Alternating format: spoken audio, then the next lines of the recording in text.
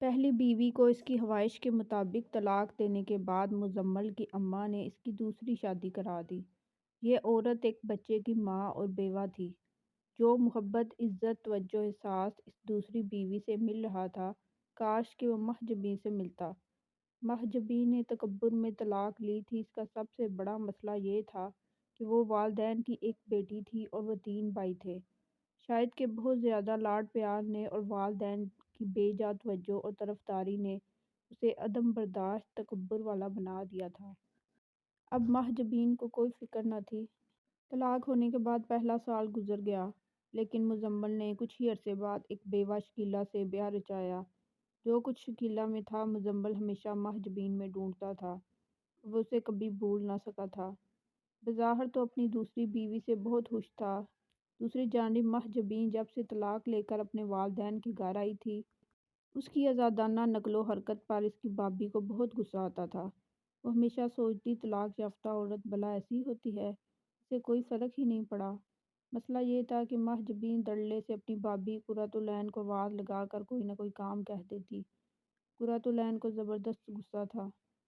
پھر اس نے اپنے شوہر سے شکایت کر دی کہ میں اپنے بچے سنبھالوں، گھر سنبھالوں یا آپ کی بہن کو، کم از کم اپنے کام تو خود کر سکتی ہے نا، اپنے کپڑے خود استری کر سکتی ہے، دھونے کی توفیق نہیں ہے، اگر چائے تو خود بنا سکتی ہے، اور کم از کم گھر میں رات کا کھانا یا دن کا ناشتہ بنانا ان کے ذمے لگا دیں۔ میرا ہاتھ بٹائے، یہ چونچلے طلاق یافتہ عورت کو زیب نہیں دیتے۔ اس کا شوہر مسرور سوچنے لگا اس کی بیوی صحیح کہہ رہی ہے، سو اس نے اماں سے بات کی۔ اماں کو یہ بات ہضم نہ ہوئی اور جوابی وار کر دیا، بیٹا تجھے تیری بہن اچھی نہیں لگتی اس گھر میں، اس بیچاری کو طلاق ہوئی ہے، کہیں نہ کہیں اس کا رشتہ آئے گا، بیاہ دوں گی۔ بہت جلد اپنی بیوی کی باتوں میں آ گئے۔ مسرور کو اپنی ماں کی بات اچھی نہ لگی، مگر برداشت کرتے ہوئے کہا، ماں آپ کی بے جا طرفداری ہی کی وجہ سے یہ طلاق یافتہ ہے، بلکہ طلاق لی تھی اس نے۔ اس کا شوہر بہت اچھا انسان ہے۔ اس سے پہلے کہ صلح جو خاموش طبیعت ماں سلطان راہی کی ماں بہار بیگم بنتی، مسرور چلا گیا آفس۔ رات کو گھر آیا تو گہری خاموشی تھی۔ وہ اندازہ لگا سکتا تھا کہ بات کیا تھی۔ پھر جب وہ اپنے کمرے میں آیا تب قرۃ العین رونے لگی۔ پوچھنے پر کہا کہ آج آپ کی امی نے ثابت کیا کہ وہ میری ماں نہیں ساس ہے۔ مسرور ڈپریشن میں، اوہو، ہوا کیا ہے؟ کچھ نہیں، بس آپ نے اماں سے یقیناً بات کی ہوگی کہ محجبین بھی کچھ ہاتھ ہلا لیا کرے گھر کے کاموں میں۔ تو آپ کے جانے کے بعد مجھے کہا کہ اگر گھر کے کام کاج نہیں کر سکتی تو تمہاری ضرورت ہی کیا ہے؟ بھلا اس گھر میں چھوڑ کے چلی کیوں نہیں جاتی؟ میں نے برداشت کر لیا۔ ساری باتیں آپ کے آنے تک مجھے یقین ہے آپ مجھے انصاف دلائیں گے۔ وہ روتی رہی۔ کچھ دیر بعد اس کے ابا کا فون آیا، اسے اور اپنے کمرے میں بلایا۔ وہاں دونوں بھائی اور محجبین بھی بیٹھے تھے۔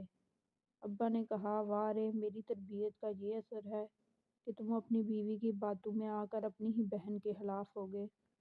جس طرح ابا تھے اسی طرح بیٹا۔ کہنے لگا، ابا میں نے تو محجبین کو کوئی سخت بات نہیں کی اور نہ ہی کوئی ظلم کیا۔ ہاں، گھر کے کام کاج میں ہاتھ بٹانے پر اتنا واویلا کیوں؟ ابا نے سخت لہجہ اپنایا اور کہا، اب تو سختی بنتی ہے، اپنی بیوی کو اپنے میکے خود چھوڑ کر آؤ، یہ میرا حکم ہے۔ مسرور پھیکی مسکراہٹ لیے بولا، ابا وقت و حالات اب پہلے جیسے رہے نہیں، کم از کم میں اپنی بیوی کے ساتھ یہ ظلم کرنے سے رہا۔ میری بیوی ہی نہیں میرے بچے بھی رل جائیں گے اگر بات بڑھی۔ ابا کا پارا ہائی ہو گیا، دفع ہو جاؤ میری نظروں کے سامنے سے۔ اماں روتے ہوئے بولیں، تمہیں ذرا ابا کے حکم کا خیال نہیں، نافرمان اولاد، بہن اس حالت میں ہے اور تم کہتے ہو۔ مسرور پھٹ پڑا، کس حالت میں ہے؟ یہ خود اپنی خوشی سے ہلا لے کر گھر بیٹھی ہے۔ اگر اسے آج بھی یہ ڈر لگے کہ میری خطا یا میرے گناہ پر میرے گھر والے مجھے ٹوکیں گے، روکیں گے، تو کبھی بھی یہ اپنی اکڑ میں طلاق لے کر گھر نہ بیٹھتی۔ اس پر ماں بیٹی نے چیخنا شروع کیا، تم نہیں، یہ تمہاری بیوی کی زبان بول رہی ہے۔ شور شرابے میں دونوں چھوٹے غیر شادی شدہ بھائی بولنے لگے اور مسرور سے قدرے بدتمیزی پر اتر آئے۔ بھائی جان، بات بڑھانے سے بہتر ہے کہ آپ اپنا راستہ نہ پیں۔ وہ خاموش ہو گیا اور معاملے کی تہہ تک پہنچ گیا کہ اس کی مہارانی بہن نے یہ سب گل کھلائے ہیں، اس گھر میں یہ آگ لگائی ہے۔ کچھ دیر خاموش رہا، پھر دھیمے لہجے میں بولا کہ آپ سب کا اگر یہی فیصلہ ہے تو میں کہیں کرائے کا گھر دیکھ لیتا ہوں۔ یہ کہہ کر وہ کمرے سے نکلا۔ کسی ایک فرد کو بھی مسرور کے جانے والی بات کا دکھ نہ تھا۔ بہت بھاری دل لے کر وہ کمرے سے نکلا۔ آج اس بیٹی کی انا کے لیے بیٹے کا پورا گھر برباد کرنے پر تلے ہوئے ہیں میرے گھر والے۔ میں بھی انہی کی اولاد ہوں۔ خیر، دل مضبوط کر کے اپنی بیوی کو کہا کہ صرف تم نہیں، میں بھی جا رہا ہوں اس گھر سے۔ جاتے جاتے بھی ماں باپ خاموش رہے۔ بھائی کچھ نہ بولے، مگر محجوبین کی زبان چلتی رہی۔ سب ہی علیحدہ ہوتے ہیں ایک دن۔ آپ کوئی انوکھے انسان نہیں ہیں۔ بیوی کی مانیں گے تو ایسا ہی ہوگا۔ بھائی صاحب پہلے سے سوچتے، اب جاتے وقت پچھتا رہے ہیں۔ اس کی زبان کو لگام نہ اماں ڈال رہی تھی نہ ابا۔ بھائی تو چلو چھوٹے تھے۔ مسرور تو جاتے وقت جدائی اور الوداع ہونے کے غم میں گرا تھا۔ وہ اس کی زبان کھینچ کر اس کی گردن پر لپیٹ نہ سکا، لیکن صبر سے حالات کا مقابلہ کرنے لگا۔ مسرور اور قرۃ العین صرف گھر نہیں چھوڑ کر گئے، ان کے دو بچے بھی ساتھ گئے۔ لہٰذا ان کے جانے کے بعد دادا دادی کو بچے شدت سے یاد آنے لگے۔ اب گھر کے کام کاج کرنے کے لیے اماں نے کمر کس لی۔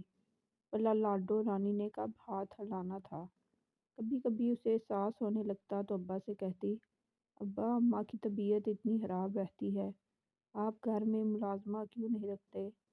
ابا کو احساس تو تھا کہ بیٹی کو بے جا لاڈ پیار نے اس حال تک پہنچایا ہے۔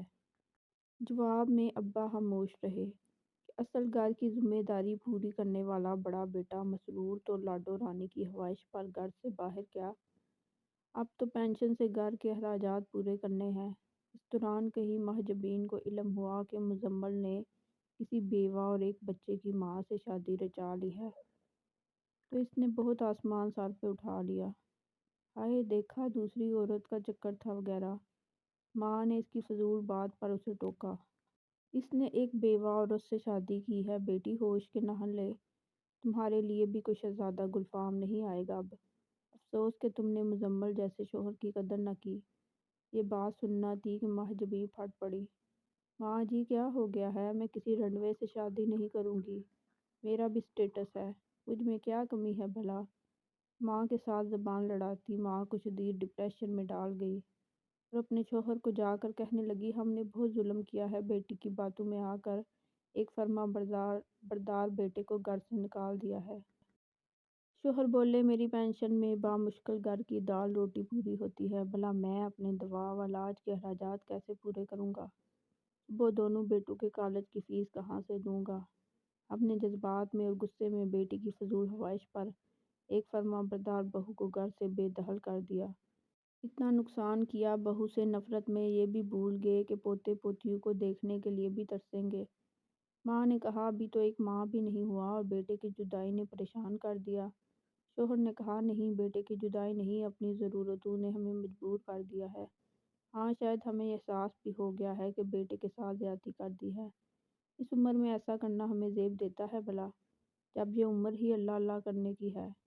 دونوں بہت اداس تھے کہ بیٹے کو گھر واپس کیسے لائیں۔